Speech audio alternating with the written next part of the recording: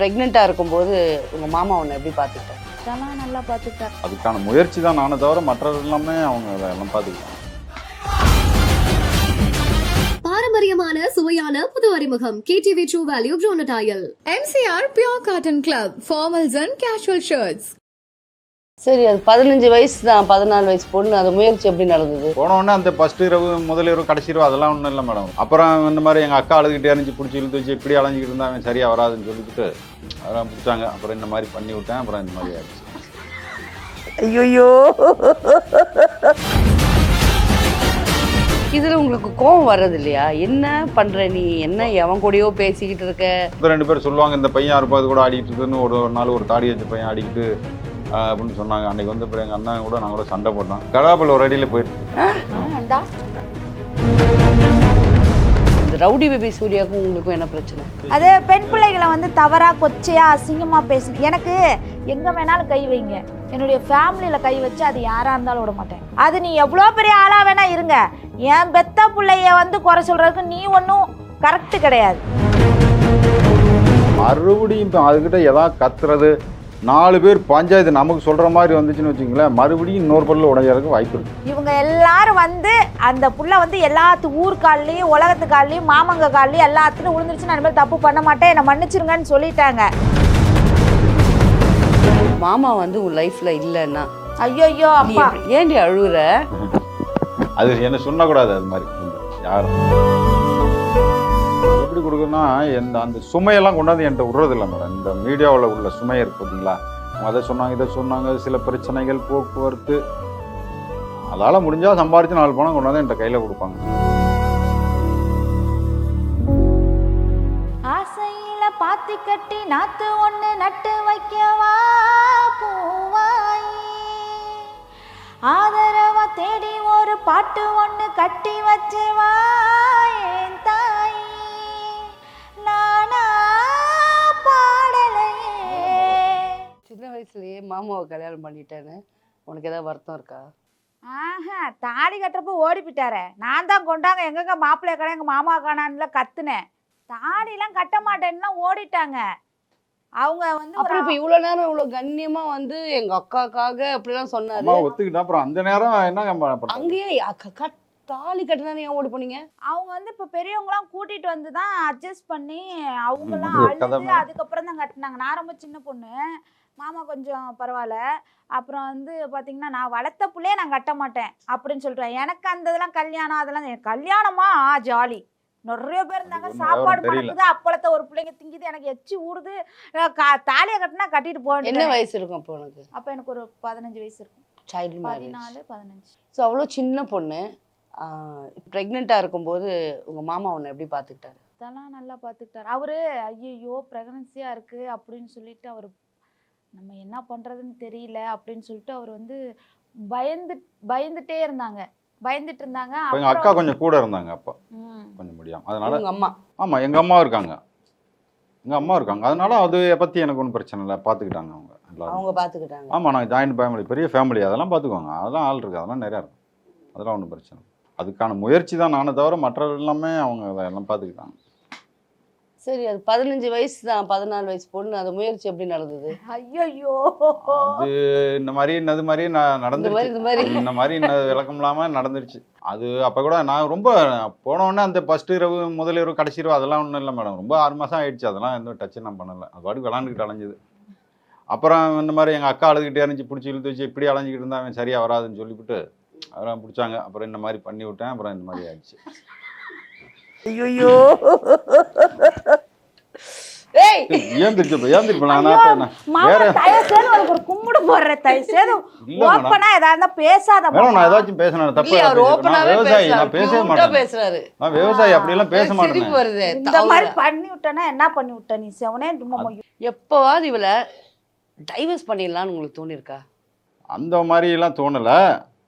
அடிச்சு கைகாலெலாம் உடைச்சிடலாமா வரட்டும், இல்லைன்னா இந்த மாதிரி பண்ணதேன்னு காலெல்லாம் உடச்சி இது போட்டுட்டோம்னா என்ன பண்ணுவான் அப்படின்னு சில டைம் நினச்சிருக்கேன். என்ன அப்படி என்ன பண்ணியிருக்கா?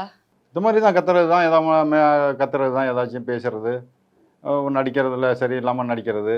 அவங்க யாராச்சும் ஒருத்தர் ஏதாவது கேள்வி கேட்டாங்கன்னா அதுக்கு தகுந்த பதில் சொல்லாமல் அதுக்கு வா வா வா வா வாழ்னு கத்துறது.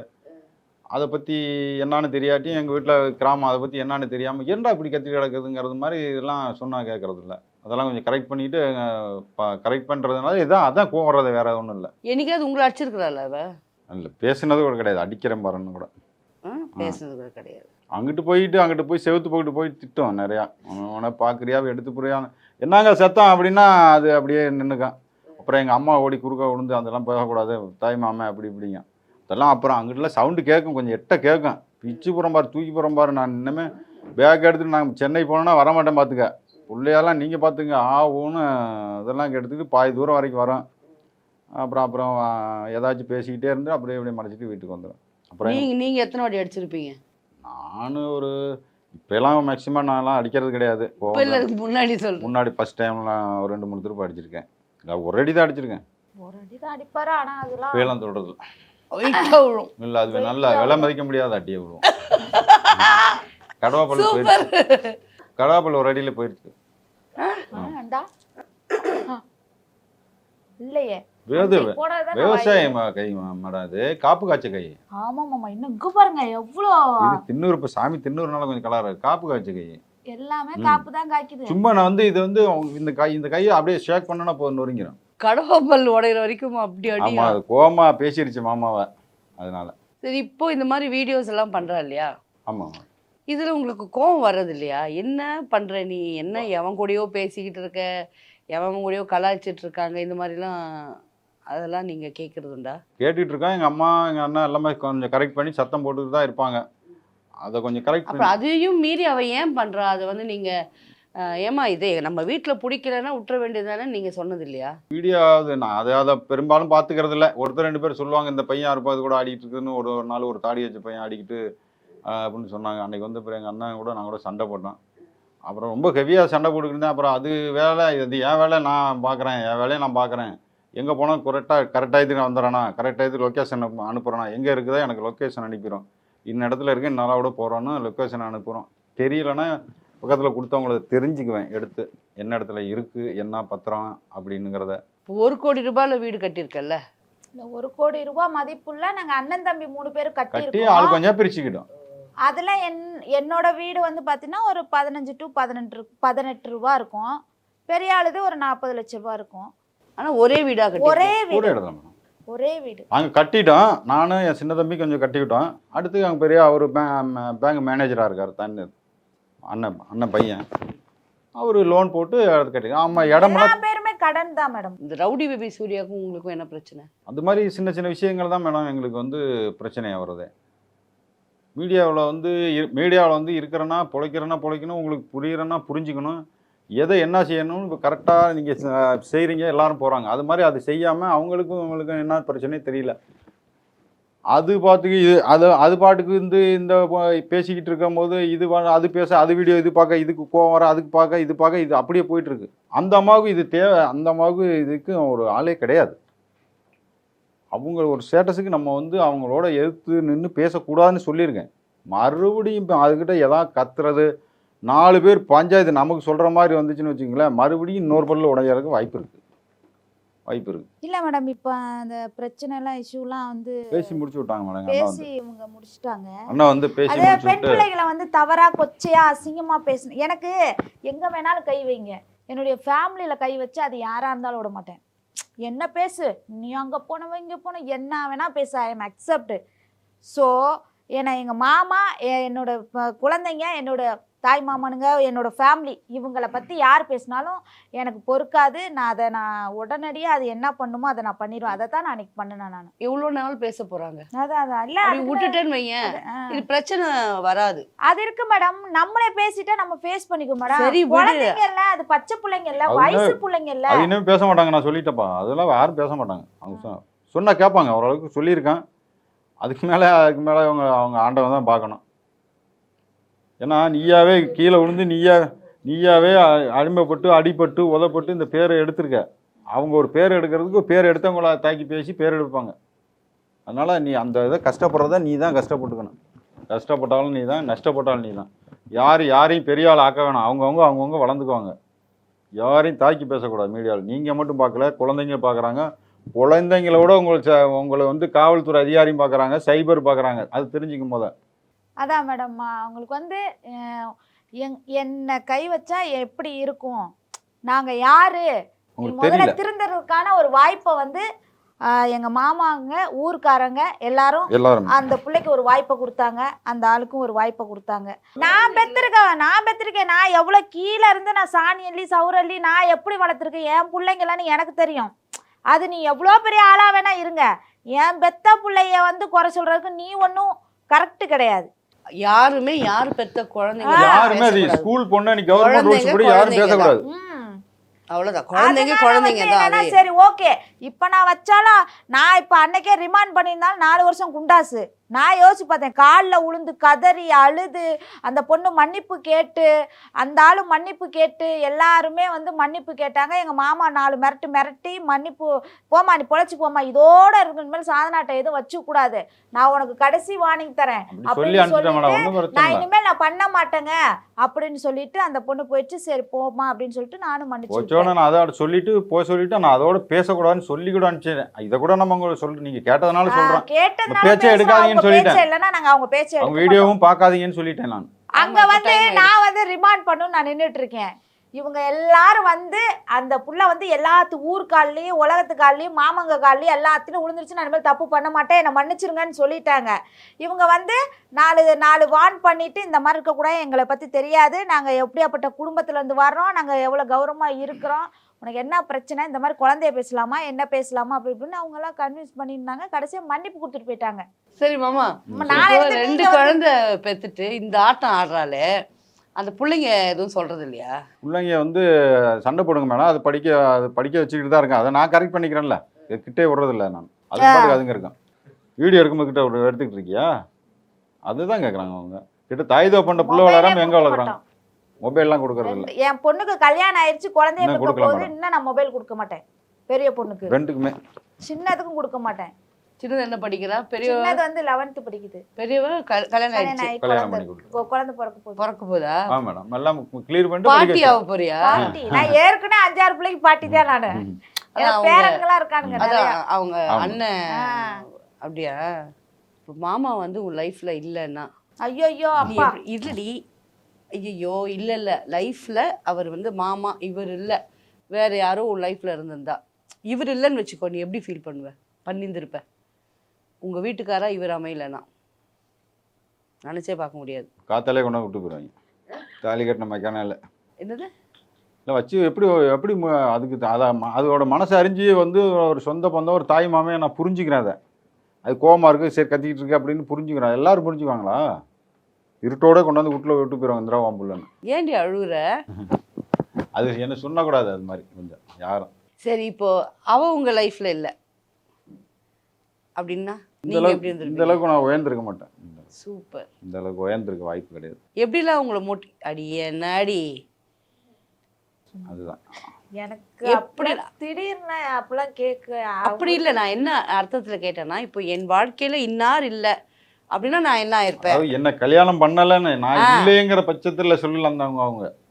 அதுதான் என்ன கல்யாணம் பண்ணா வேற பேர் பண்ணியிருந்தேன்னா என்ன பண்ணுவாதான்? அவனை க்ளோஸ் பண்ணிருப்பேன். எனக்கு அதெல்லாம் அவனே க்ளோஸ் ஆயிட்டு இருப்பான் மாமான்றதால. இல்ல எனக்கு அந்த மாதிரி ஒரு எய்மே இல்ல, அந்த மாதிரி நான் நினைச்சு பார்த்தது இல்ல. நினைச்சு பார்க்க டைம் இல்லடா. நான் சொல்றது தாய் மாமா இடத்துல இந்த மாமா வந்து ஆல்ரெடி கல்யாணம் ஆயிடுச்சு, இவரோட தம்பி தான் இருந்திருக்காரு. அப்ப என்ன பண்ணியிருந்திருப்பேன்னு கேட்குறேன். ஏன்னா இவர் உன்னை புரிஞ்சுக்கிட்ட மாதிரி மற்ற மாமாங்க இருந்தாலும் அவங்களும் தாய் மாமாங்க தான், வாய்ப்பு கம்மி தானே, அதுதான் நான் கேட்க வரேன். எப்போவாது நீங்க வந்து சரி நீங்க சொல்லிட்டீங்க சூப்பரா, அவ உங்க லைஃப்ல இல்லைன்னா நீங்க இவ்வளவு தூரம் முன்னுக்கு வந்துடும். எப்படி மோட்டிவேட் பண்றா உங்களை? அதாவது எப்படி ஊக்கம் கொடுக்குறா? நீங்க வந்து நான் இன்னைக்கு இப்படி இருந்திருக்க மாட்டேன்றீங்களே, எப்படி என்ன ஊக்கம் கொடுக்குறா உங்களுக்கு? அந்த எப்படி கொடுக்குறேன்னா அந்த சுமையெல்லாம் கொண்டாந்து என்கிட்ட விடுறது இல்லை மேடம். இந்த மீடியாவில் உள்ள சுமை இருக்கு பார்த்தீங்களா, அவங்க அதை சொன்னாங்க இதை சொன்னாங்க, சில பிரச்சனைகள் போக்குவரத்து, அதால் முடிஞ்சால் சம்பாரித்து 4 பணம் கொண்டாந்து என்கிட்ட கையில் கொடுப்பாங்க. மேக்கப் ஜாமான் போக்குவரத்து இந்த லிப்டி வாங்கினது போக, இந்த இப்போ கூட பார்த்தீங்களா துணிக்காரன் ஒருத்தன் வந்துட்டாங்க, அந்த மாதிரிலாம் போக என்கிட்ட ஏதோ 10-5 கையில் கொண்டாந்து கொடுப்பா. ஆமாங்க, என்கிட்ட தான். நீ தனியாக கிடையாது, அது கிடையாது. பண்ணு. எனக்கும் நான் அக்கௌண்ட் Account எல்லாம் இருக்கு. கிடையாது. அதுல நான் சேவிங்ஸ்லாம் நான் எதுவும் பண்ண மாட்டேன் நான். எது வந்தாலும் உனக்கு ஏதாவது வாங்கிட்டு அது கொடுத்துருவேன், இல்லைன்னா கொடுத்துட்டு கூட எனக்கு இது வாங்கணுமாமா அப்படியா? திங்ஸ் போக்குவரத்து இதெல்லாம் இந்த இது கத்திரிக்கோள் அது இது இதெல்லாம் நாம் என்ன கேட்கறது கிடையாது மேடம். அதெல்லாம் பிடிச்சிக்கிட்டு வாங்க துள்ளூண்டு டப்பா அன்னைக்கு ஒரு 2500 ரூபா அது இருந்தா பாடி வாங்கின எப்படி காம்பேக்ட் பவுடரா? ஆமாம் பிடிச்சிக்கிட்டு அதை வலிச்சு தேய்க்கணும். 2500 ரூபா இருந்துச்சுன்னா 3 காணி களை எடுத்துருவேன் நான். எங்கள் அம்மாவுக்குலாம் இன்னும் மூஞ்சி இன்னும் பளிச்சு பளின்னு தான் இருக்கும். உங்களை மாதிரி என்ன அதெல்லாம் கடலை மாவு வச்சு தான் அழகாக தேய்ப்பாங்க. என்ன ஒரு விஷயம்னா இப்போ வந்து எவ்வளவோ எனக்குள்ள வலி இருக்கும், வேதனை இருக்கும், பிரச்சனை இருக்கும். அது எல்லாமே என்னால் முடிஞ்ச வரைக்கும் நான் வந்து சமாளிச்சிருவேன். எங்கள் மாமா கிட்ட கொண்டாந்து விட மாட்டேன். நானும் விவசாய வேலை தொண்ணுக்கும் மாமா இது என்னால் தாங்கிக்க முடியே, நான் பண்ண முடியே, எனக்கு இவ்வளோ மென்டலாக இருக்குது, இவ்வளோ டார்ச்சராக இருக்குன்னு சொல்லி அவர்கிட்ட சொல்ல மாட்டேன். எதாக இருந்தாலும் தனிமையில் நானே எல்லா பிரச்சனையுமே நான் சால்வ் பண்ணிடுவேன். அவ்வளோதான். சந்தோஷத்தை மட்டும்தான் அவர்கிட்ட ஷேர் பண்ணுவேன். வேற எதையுமே நான் ஷேர் பண்ண மாட்டேன். ஏன்னா அவர் தாங்கக்கூடிய மனுஷன் கிடையாது. அவங்க உழைக்க முடியும், ஆனா நீங்க அந்த மனசு வந்து ரொம்ப பலகீனமான. உங்களுக்கு இல்லைங்க, குழந்தைக்கா யாருக்கா எதுவாக இருந்தாலும் என்னால் தாங்கிக்க முடியாது. அந்த எல்லாம் வலுவாக எல்லாம் பேசுவேன், அந்த இதை தாங்கிக்க முடியாது. உங்களுக்கு ஏதோ ஒன்றாலும் இப்போ பாருங்க பழகிட்டோமா, உங்களுக்கு ஏதோ ஒன்றா என்னால் தாங்கிக்க முடியாது. இன்னும் சிரிக்கிற 1 மணி நேரம் தான் அது விலகி அதுக்குள்ள என்ன இல்ல இல்ல அது அது அப்படிதான். அது சில பேருக்கு அந்த மாதிரி மனசு. பாசங்கிறது 1 மணி நேரத்தில் வரலாம், காதல்ங்கிறது செகண்ட்ல வரணும். ஆமா இப்போ உனக்கு என்ன வந்திருக்குப்பா? பாசம் தான் உங்களுக்கு வந்து.